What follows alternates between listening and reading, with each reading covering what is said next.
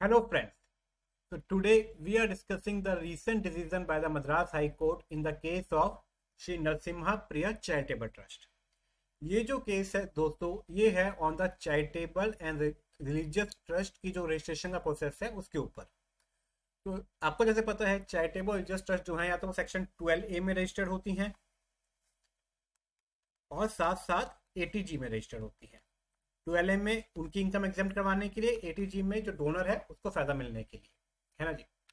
तो 2020 में अपना इन द ईयर 2020 जो रजिस्ट्रेशन का प्रोसेस है पूरा का पूरा चेंज कर दिया गया था। तो फॉर द एग्जिस्टिंग ट्रस्ट उनको कहा गया था they have to apply for the again for the registration, and for the new trust एक प्रोविजनल रजिस्ट्रेशन कंसेप्ट लेकर आए थे कि न्यू ट्रस्ट को पहले प्रोविजनली रजिस्टर करना पड़ेगा and after prescribe time they have to apply for the regular registration, है ना जी। बट सिंस लॉ न्यू था और इनकम टैक्स डिपार्टमेंट का सिस्टम भी अपडेटेड नहीं था, तो जो रजिस्ट्रेशन की ये टाइमलाइन थी to apply for the registration, ये टाइम टू टाइम बढ़ाती गई सीबीडीटी। इस केस में जो सर्कुलर डिस्कस हुआ है वो सर्कुलर डिस्कस हुआ है circular number 6 of 2023। This is also on the extension of timeline for applying for the registration.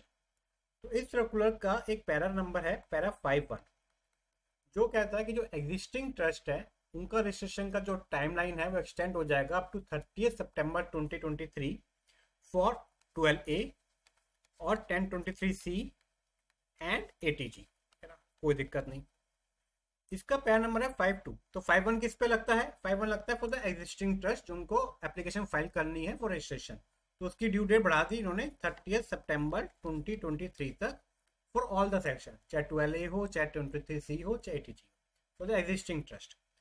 अब एक पहला है 52 इसका, जो कहता है कि जो न्यू ट्रस्ट है जिनको प्रोविजनली रजिस्टर्ड हो चुकी थी, जिनको अब रेगुलर रजिस्ट्रेशन के लिए अप्लाई करना है, तो रेगुलर रजिस्ट्रेशन का भी ड्यू डेट 30 सितंबर हो जाएगा, but only for 12A and 1023C। Somehow इसमें एटीजी मिसिंग है। तो बड़ा सरप्राइज था कि एटीजी क्यों मिसिंग है। तो बट मिसिंग है ना, कोई रीजन समझ आता नहीं था। बट इसके बेस पे सीआईटी एग्जामिनेशंस ने ऑल ओवर इंडिया में एटीजी की जो भी एप्लीकेशन रिलेटेड थी रिलाइंग ऑन दिस सर्कुलर वो रिजेक्ट कर दी, कि जो न्यू ट्रस्ट के लिए थी ऑफकोर्स, कि उसने जो बेनिफिट दिया है वो ओनली फॉर 12A और 1023C के लिए गया है, वो एटीजी के लिए नहीं दिया। बट रीजन क्यों है ऐसा कोई समझ नहीं आ रहा था। मैटर पहुंचा हाई कोर्ट में। हाई कोर्ट में जजेस ने सीबीडीटी से कई बार पूछा कि इसका रीजन बताइए कि 52 में जो न्यू ट्रस्ट के लिए एप्लीकेबल है फॉर द रेगुलर रजिस्ट्रेशन, उसमें बेनिफिट आपने 12A और 1023C के लिए दिया है पर एटीजी के लिए नहीं दिया, इसका रीजन क्या है? Why the discrimination between the two section? CBDT कोई भी कन्विंसिंग आंसर नहीं दे पाया। अल्टीमेटली हाई कोर्ट को लगा it's a typographical error, and the high court in this region has held that para 52 is unconstitutional, is ultra biased to the constitution of India and therefore is not applicable।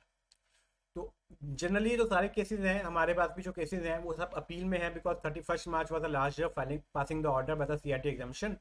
तो CIT examination ने अपना ATG reject कर दिया basis की time barred है और circular is not applicable. तो सारे के सारे केस आईटीटी अपील में पेंडिंग है। अब ये जो केस है डायरेक्टली ऑन फैक्ट्स है, डायरेक्टली लग जाएगा, आईटी से सारे के सारे केस रिमांड बैक हो जाएंगे to the CIT examination for hearing on the merits. तो it's a very important case.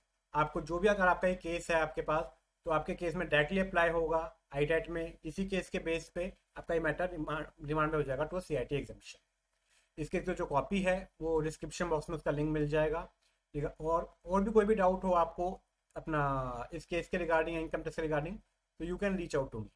Thank you.